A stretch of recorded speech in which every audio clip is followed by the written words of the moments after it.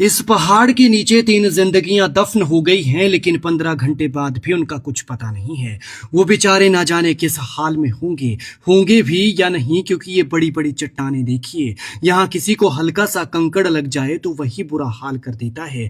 तो इन विशाल चट्टानों ने, पहाड़ जैसी चट्टानों ने उनका क्या हश्र किया होगा। वो बेचारे काम में लगे हुए थे, माइनिंग चल रही थी, मौसम खराब था और तभी पहाड़ दरक गया और उन बेचारों को बचने का मौका तक नहीं लगा। और देखिए, वो ना जाने किस हाल में अंदर फंसे हैं। और अधिकारी जो फैसले लेते हैं बरसात के मौसम में माइनिंग जैसे फैसले, वो अब बाहर खड़े होकर देख रहे हैं। बेशक इस मलबे से उनकी कोई आवाज नहीं सुनाई दे रही, लेकिन अगर इस पहाड़ को कान लगाकर सुनेंगे तो उन बेचारों की चीखें दिल को दहला देंगी। मलबे के नीचे घुटती उनकी सांसें मदद के लिए इंतजार और दर्द में आहा किसी का भी कलेजा चीर देगी। और सिर्फ वो 3 जिंदगियां ही नहीं, बताया जा रहा है कि इस पहाड़, इस मलबे और इन बड़ी बड़ी चट्टानों के नीचे 3 टिप्पर और एक जेसीबी भी दब गई है।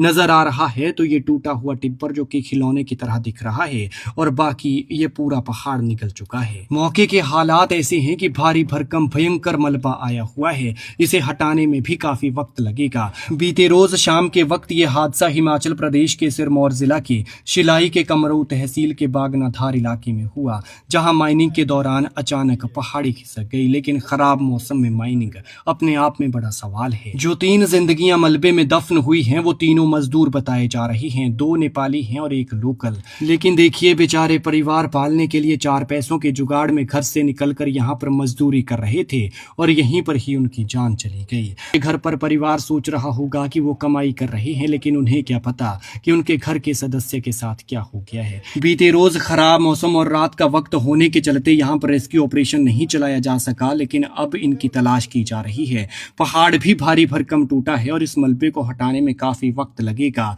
लेकिन अब किसी चमत्कार की ही उम्मीद है, क्योंकि चट्टानें बड़ी बड़ी हैं और ये सोचकर ही डर लगता है कि जब ये चट्टानें उन्हें लगी होगी तो उन बेचारों का क्या हाल हुआ होगा। और जब ये विशालकाय डंपर पूरी तरह से टूट गए हैं, खिलौने जैसे टूटकर कबाड़ में तब्दील हो गए हैं, तो उन बेचारों का क्या हश्र हुआ होगा।